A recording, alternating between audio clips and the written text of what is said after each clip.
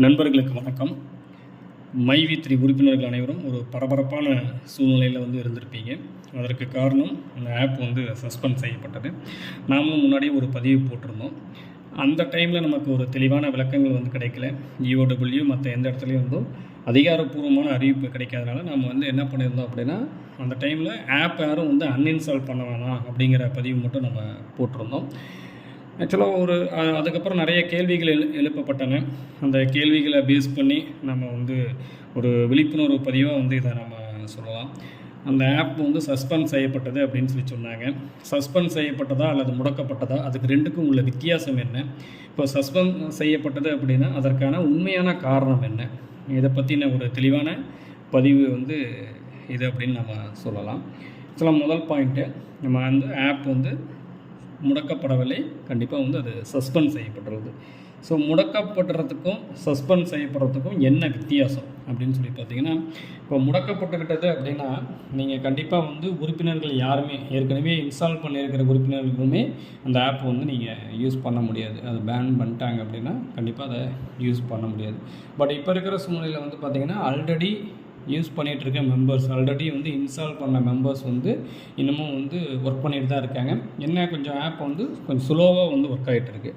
But work ஆகிட்டு தான் இருக்குது. ஸோ அப்போ அது முடக்கப்படவில்லை, சஸ்பெண்ட் செய்யப்பட்டது. இப்போது சஸ்பெண்ட் செய்யப்பட்டதுன்னா இடைக்காலமாக அது புதிய மெம்பர்கள் யாருமே அதில் இணைய முடியாது. ஏற்கனவே இருக்கிற மெம்பர்ஸ் அதை யூஸ் பண்ணிட்டு தான் இருக்காங்க. ஸோ அது சஸ்பெண்ட் செய்யப்பட்டது. ஓகே, சஸ்பெண்ட் செய்யப்பட்டது. அதற்கான காரணம் என்ன? இப்போ காரணமும் பார்த்திங்க அப்படின்னா EOW தெளிவான விளக்கம் கரெக்டாக ஓப்பனாக யாருக்குமே தெரியாது. பட் தகவலின் அடிப்படையில் எல்லாருமே ஒரு கருத்தை தெரிவிச்சிட்ருக்காங்க. அதில் ஒரு கருத்து தான் இந்த காரணம் அப்படின்னு சொல்லிட்டு, நம்ம ஆப்பில் ஆல்ரெடி பே அவுட் கொடுக்க வேண்டியது எவ்வளோ இருக்குது அப்படிங்கிற இதை தெரிஞ்சுக்கணும்.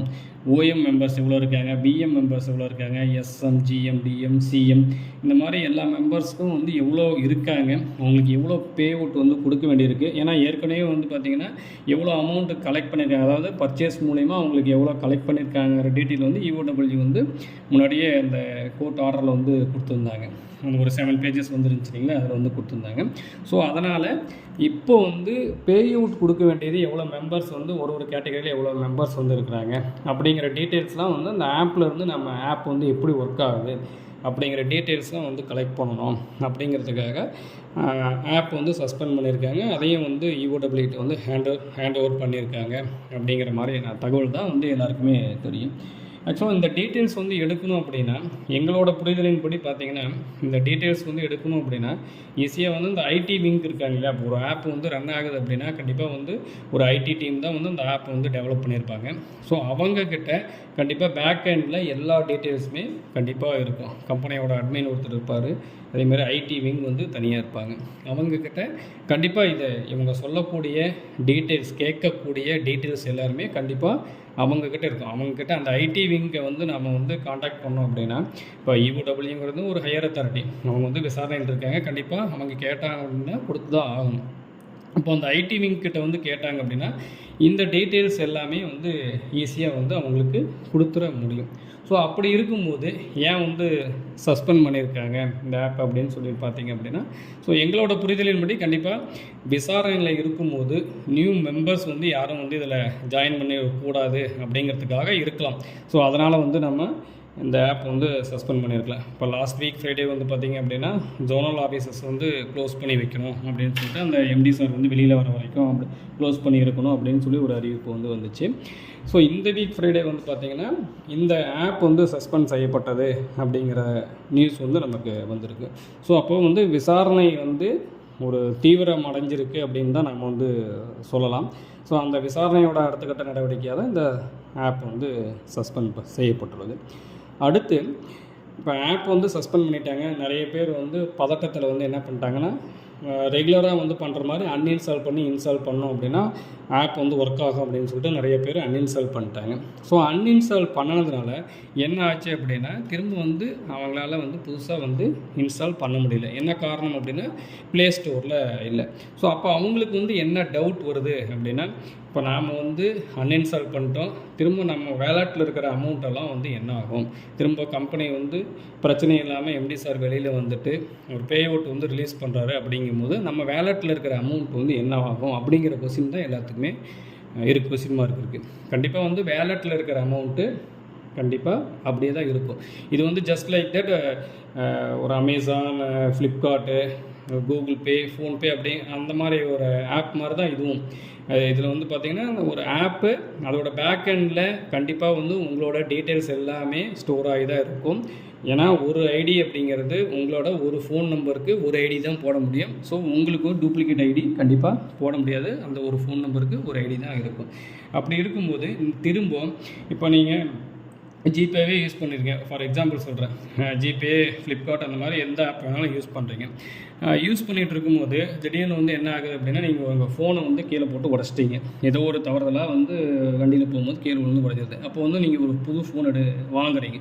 அப்போ என்ன பண்ணுவீங்க? புதுசாக திரும்ப வந்து சாஃப்ட்வேர் வந்து இன்ஸ்டால் பண்ணுவீங்க. அந்த ஆப் வந்து ஜிபே ஆர் ஃப்ளிப்கார்ட் எதுவாக இருந்தாலும் இன்ஸ்டால் பண்ணுவீங்க. அப்போ நீங்கள் இன்ஸ்டால் பண்ணும்போது என்ன ஆகும்? உங்களோட ஹிஸ்ட்ரி எல்லாமே அதில் வந்து அப்படியே தான் இருக்கும். கண்டிப்பாக அதில் வந்து டெலீட் ஆகாது. இப்போ சப்போஸ் வந்து ஃப்ளிப்கார்ட் யூஸ் பண்ணுறீங்க அப்படின்னா அதில் வந்து ஒவ்வொரு பர்ச்சேஸ்க்கும் வந்து பார்த்திங்க அப்படின்னா சூப்பர் காயின்ஸ் அப்படின்னு சொல்லி கொடுப்பாங்க. அது வந்து ஜஸ்ட் லைக் தட் ஒரு ரிவார்டு மாதிரி தான். ஸோ அப்போ அது வந்து அந்த பர்டிகுலர் லிமிட் வரைக்கும், எந்த டேட் எக்ஸ்பிரி டேட் வந்து கொடுக்குறாங்களோ அந்த டேட் வரைக்கும் அந்த இது வந்து பார்த்திங்க அப்படின்னா கண்டிப்பாக டெலீட் ஆகாது. இப்போ எக்ஸ்பிரி டேட் முடிஞ்சாலுமே டெலீட் ஆகாது, எக்ஸ்பைர்டுன்னு தான் வரும் ஒழிஞ்சு டெலீட் ஆகாது. ஸோ அந்த மாதிரி தான் இதுவும் வந்து ஒரு ஆப்பு. ஸோ உங்கள் வேலெட்டில் இருக்கிற அமௌண்ட் வந்து கண்டிப்பாக அப்படியே தான் இருக்கும். திரும்ப வந்து ஒன்ஸ் வந்து எந்த பிரச்சனையும் இல்லை, திரும்ப வந்து ஆப்பை வந்து ரெக்கவர் பண்ணிட்டு நம்ம வந்து ஒர்க் பண்ண போகிறோம் அப்படிங்கும்போது திரும்ப நீங்கள் இன்ஸ்டால் பண்ணிட்டு நீங்கள் போய் பார்த்தீங்க அப்படின்னா கண்டிப்பாக உங்களோட வேலெட்டில் இருக்கிற அமௌண்ட் வந்து அப்படியே தான் இருக்கும். ஸோ அதில் வந்து எந்த விதமான இஷ்யூஸும் கிடையாது.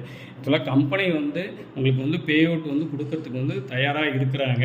அப்படிங்கிற பட்சத்தில் கண்டிப்பாக இந்த வேலெட்டில் இருக்கிற அமௌண்ட் வந்து கண்டிப்பாக இருக்கும். இப்போ அன்இன்ஸ்டால் பண்ணதுனால எந்த ஒரு இஷ்யூவும் வரப்போகிறது கிடையாது. பட் நாம் வந்து என்ன பண்ணோம் அப்படின்னா, நான் ஏற்கனவே சொல்லியிருக்கிறேன், எதற்கும் நம்ம தயாராக இருக்கணும்.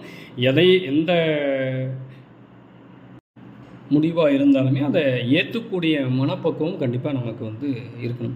ஸோ இது எதுக்காக நான் வந்து சொல்கிறேன் அப்படின்னா, அந்த ஆப் வந்து அன்இன்ஸ்டால் பண்ணுறதுனால வேலெட்டில் இருக்கிற அமௌண்ட் வந்து கண்டிப்பாக போகாது. கம்பெனி வந்து பே அவுட் வந்து கொடுக்கறதுக்கு ரெடியாக இருக்காங்க அப்படின்னா கண்டிப்பாக வந்து வரும்.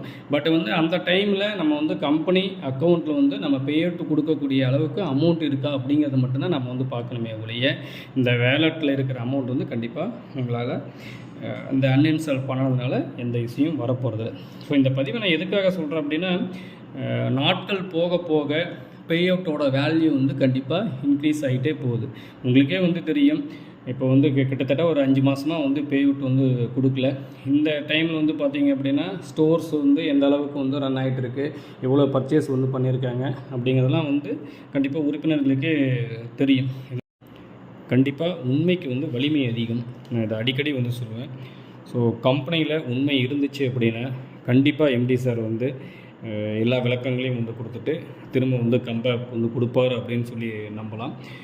இது வந்து எல்லாருமே ஏற்றுக்கணும். இந்த விஷயம் என்ன அப்படின்னா, உண்மைக்கு வலிமை அதிகம். உண்மை இருந்தால் கண்டிப்பாக அது வந்து நடக்கும். அவர் சொன்ன கூற்றும் வந்து உண்மையாகும். நல்லவர் லட்சியம் வெல்வது நிச்சயம். கண்டிப்பாக அடுத்த ஒரு நல்ல அப்டேஷனில் உங்களை வந்து சந்திக்கிறேன். நன்றி.